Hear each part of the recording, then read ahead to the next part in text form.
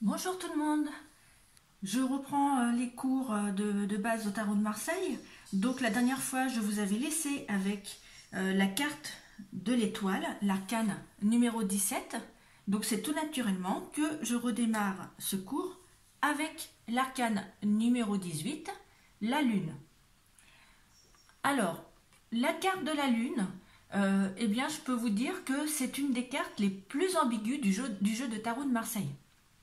Alors en effet, cette carte, elle est à la fois porteuse d'espoir, parce qu'on pourrait dire qu'il y a une lumière qui permet de dissiper l'obscurité, mais elle est aussi porteuse d'angoisse, de rêverie, d'illusion, de nostalgie, qui sont souvent présentes lorsque la Lune apparaît dans un tirage. Parce que donc la carte de la Lune, si on peut voir, il y a quand même une part de lumière qui jaillit, et en même temps, il y a une part sombre. Donc, elle est ambivalente, elle est ambiguë, cette carte. Cette carte est aussi l'indice d'attachement profond au foyer. Elle marque le sens de la famille. Elle peut annoncer des naissances, par exemple. Ne dit-on pas souvent que à la pleine lune, c'est là où il y a le plus de naissances. Donc, c'est vraiment une carte qui peut être rattachée à la famille, au foyer, aux grossesses, aux naissances. D'ailleurs, on voit de l'eau. L'eau peut nous faire penser aussi aux eaux que l'on perd quand on accouche d'un enfant. Après, cette carte, c'est une carte qui reste trouble dans les relations qui ne sont pas légales. Donc, attention quand cette carte sort pour une question sentimentale et qu'elle est entourée négativement, avec des cartes très fortes, comme par exemple le diable.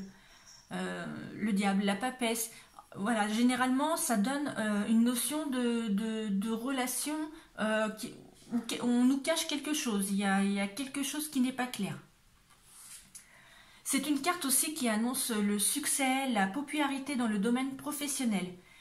Elle marque aussi au niveau financier ou matériel, par contre, quelques fluctuations. C'est une carte qui peut déclencher des coups de cafard et des risques de dépression. Souvent, nos émotions sont en relation aussi avec les phases de la Lune. Donc ce n'est pas pour rien.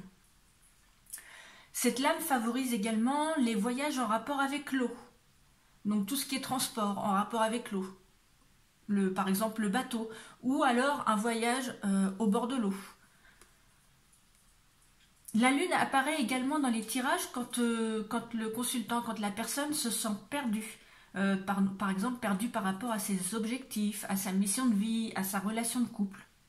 Quand la personne, le consultant, est dans le noir et que cette personne ne sait plus ce qu'elle souhaite accomplir ni comment avancer. Tout est flou dans sa tête.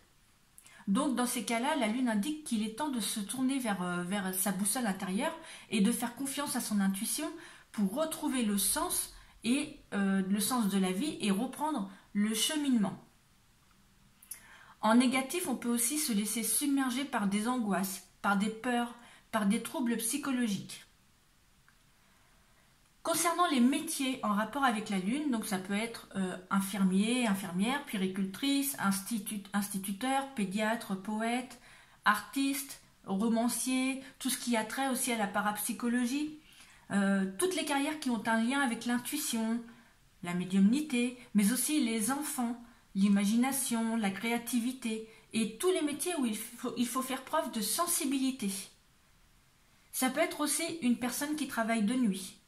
Ou encore, comme c'est une carte qui est en rapport avec le foyer, tout ce qui est métier à domicile. Donc soit on se déplace au domicile des personnes, soit on travaille à son domicile. Pour les lieux, la lune représente le bord de l'eau, comme je vous le disais tout à l'heure, notamment avec les voyages. Donc tout ce qui est bord de l'eau, ça peut être la mer, ça peut être les fleuves, ça peut être les lacs. La lune représente également aussi le cinéma ou les théâtres, tout en rapport avec la créativité, l'imaginaire. Ça peut être aussi les crèches, les écoles en rapport avec les enfants. Ça peut être aussi tout ce qui est milieu hospitalier, mais en rapport avec les enfants. Donc voilà un petit peu les lieux que peuvent représenter la Lune. Ce qui bien sûr, c'est pas une liste exhaustive, hein, en fonction des cartes qui l'entourent, en fonction de la question et en fonction de vos ressentis, parce que ce sont les ressentis qui sont le plus importants. Vous pouvez aussi ressentir d'autres choses. Au niveau du temps, cette carte nous parle pardon, de l'été, du mois de juillet par exemple. Au niveau de la durée de la prévision, donc avec cette carte, il faut compter de 3 mois jusqu'à 1 an, voire un petit peu plus, ça peut aller jusqu'à 1 an et demi même. Les signes zodiacaux, elles représentent souvent les cancers et le poisson. Les mots-clés que pourrait représenter la Lune, c'est avant tout la sensibilité, mais aussi l'imagination, la mélancolie, l'intuition, la fécondité, la passivité. Alors la passivité, parce que souvent, quand on ne va pas bien dans sa tête, qu'on ne sait plus trop où on en est, on a tendance à se mettre en retrait et à ne plus se mettre en mouvement. La fécondité, comme je vous le disais, par rapport avec les enfants, donc ça peut être par rapport aux naissances ou aux grossesses, ou un travail en rapport avec les enfants, comme par exemple les maternités. La tuition aussi, parce que l'intuition, c'est une carte souvent qui nous parle de voyance ou de médiumnité. Si elle devait représenter un objet, je dirais un miroir pour se regarder en face, car il symbolise aussi le temps qui passe. Parfois, la Lune a un rapport aussi avec le passé. Le conseil de la Lune, elle pourrait vous dire de rester à l'écoute de vos émotions, de ne pas étouffer votre sensibilité, mais de ne pas se bercer non plus d'illusions, de regarder les choses telles qu'elles sont et non pas comme on voudrait qu'elles soient. Et le principal, c'est surtout de toujours suivre notre intuition. De manière positive, la carte de la Lune est une des plus ambiguës du jeu de tarot de Marseille. En effet, elle est à la fois porteuse d'espoir, puisque sa lumière permet de dissiper l'obscurité, mais aussi d'angoisse, de rêverie, d'illusion, de nostalgie, qui sont souvent présentes lorsque la Lune apparaît dans un tirage. Cette lame représente aussi la sensibilité, l'intuition, la suprématie de l'émotion sur la rationalité. Elle favorise le terrain affectif, à condition que le consultant ne se laisse pas aller à des inquiétudes irraisonnées et à des fantasmes imaginaires. En négatif, à l'envers ou mal placée dans un tirage, la Lune met en garde contre une vision biaisée de la réalité.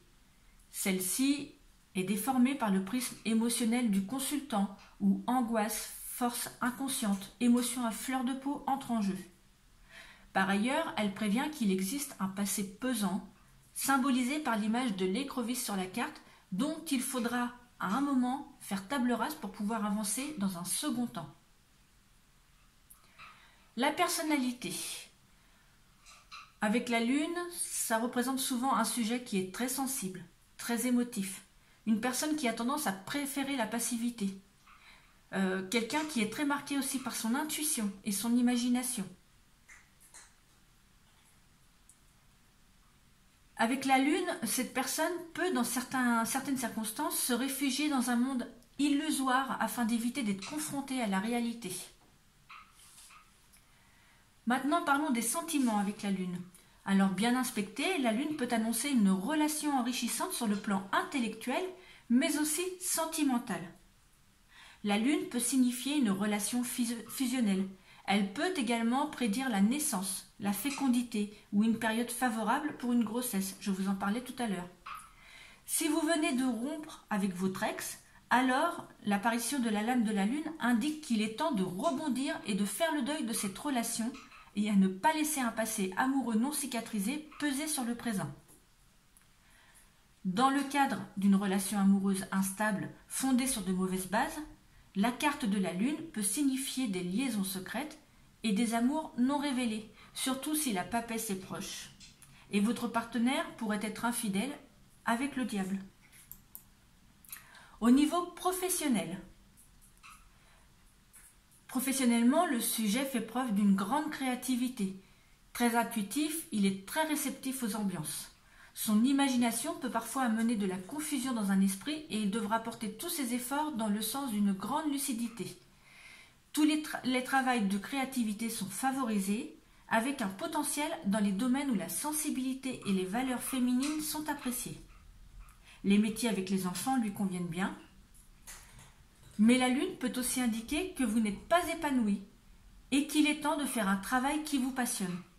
Cela peut aussi se considérer comme un avertissement contre des personnes malveillantes qui pourraient vous tendre des pièges ou tout simplement être jalouses de votre position. Donc, soyez prudent quand vous sortez la lune dans un tirage professionnel, surtout si vous avez un doute sur votre environnement, vos collègues de travail particulièrement, ou une hiérarchie qui ne serait pas forcément sympathique.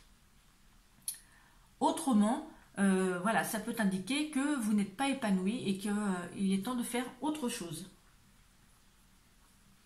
Matériellement, la carte de la lune peut présager des rentrées d'argent si elle est tirée avec d'autres cartes positives. Alors, il peut être par exemple question de patrimoine, d'héritage, de partage de biens, par exemple, suite à un divorce. Le passé peut aussi jouer un rôle dans l'amélioration de votre situation. Mais si les circonstances évoquées par les autres cartes sont négatives, alors il vaut mieux ne pas se mettre dans des situations précaires, car votre situation financière risque d'être soumise à des fluctuations et vous pourriez alors avoir du mal à la stabiliser et à trouver un équilibre. Avec la lune, la gestion financière est souvent périlleuse et le consultant devra agir avec lucidité. Spirituellement, grâce à sa forte intuition, le consultant peut facilement trouver la voie de la sagesse. Néanmoins, il ne doit pas se perdre dans les méandres de son imagination au risque de voir sa vie intérieure tourner en rond. Pour la santé, la lune peut concerner tout ce qui touche la rétention d'eau, les problèmes d'hypersensibilité et les désordres psychosomatiques tels que de la dépression. On peut avoir tendance à ressasser des problèmes du passé qui peuvent nous conduire à somatiser et à tourner en rond. Elle peut aussi annoncer une grossesse. Maintenant, quand vous faites un tirage en croix et que vous sortez la lune en pour, le consultant apparaît angoissé et troublé. C'est quelqu'un qui se fait du souci et qui ne sait pas comment agir. Quelqu'un qui est dans une situation qui n'avance pas, qui se sent enlisé dans sa situation, qui pense que sa situation est bloquée. Vous pouvez aussi beaucoup penser à votre foyer, à vos enfants. Vous pouvez vous laisser aller à votre imagination, à vos rêves. Vous aimez les ambiances douces et protectrices. Et pour vous, la famille est importante.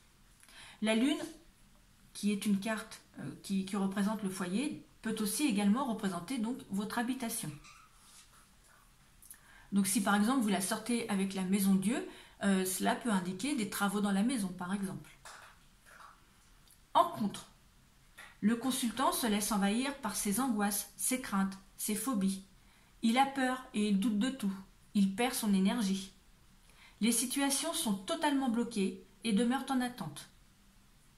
Doutes et fantasmes assaillent le consultant qui vit dans un monde d'illusions et qui refuse de voir la réalité en face. Il peut également rencontrer des problèmes avec sa mère, avec sa grand-mère, sa belle-mère ou toute autre femme de la famille. Quand on sort la lune en intervenant, c'est l'attente qui est de mise. Le consultant n'a pas de quoi agir, il doit prendre sur lui, chasser les doutes et être mieux réceptif. Ses projets, ses situations restent en suspens. Cette carte peut aussi représenter une femme, donc comme je le disais tout à l'heure, la mère ou une image maternelle. Donc une personne qui pourrait intervenir dans votre situation, à voir de quelle nature elle intervient et dans quelle situation. Est-ce qu'elle intervient positivement ou négativement? À vous de voir par rapport à la question, par rapport au ressenti et par rapport aux cartes alentour. C'est toujours très important d'inspecter un jeu dans sa globalité et pas seulement carte par carte, parce qu'une carte toute seule ne veut pas dire grand-chose finalement. Elle prend toute son essence dans l'environnement, en fait, dans les cartes qui l'accompagnent. On pourrait dire aussi, donc avec la lune, que c'est une période où l'imaginaire l'emporte sur le réel. En revanche, donc justement, si l'imaginaire l'emporte sur le réel, c'est une période qui serait excellente pour des créateurs, pour la création. Donc si par exemple, vous tirez les cartes pour un écrivain, enfin pour un artiste quelconque, un dessinateur, un peintre, un cinéaste, n'importe un artiste.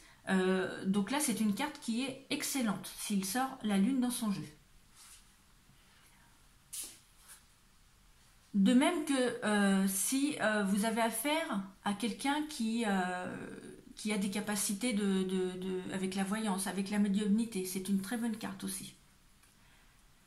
En résultante, les projets, les idées, les perspectives auront beaucoup de mal à se concrétiser. Les événements s'enlisent et n'aboutissent pas. Les situations surnageront un temps puis finiront par décliner petit à petit. C'est une période fluctuante. On retourne au foyer, on rentre dans ses pantoufles, on rêve. Donc ça peut être quelqu'un qui, par exemple, qui est parti et qui va revenir, un enfant, par exemple, qui est parti et qui pourrait réintégrer le foyer. Par exemple. En synthèse, la lune laisse généralement planer une inquiétude, une angoisse. C'est une situation qui reste trouble, enlisée et qui aura beaucoup de mal à évoluer favorablement. Il y a des zones d'ombre qui subsistent et on est plus dans le nocturne que dans le diurne. On demeure dans le féminin et c'est lui seul qui détient la solution. Voilà, chers amis, cette interprétation de la carte de la lune, l'arcane numéro 18 est terminée et je vous retrouve pour une prochaine vidéo avec l'interprétation du soleil, l'arcane numéro 19. En attendant, abonnez-vous à ma chaîne si ce n'est pas déjà fait. Cliquez sur j'aime si vous avez aimé mon interprétation.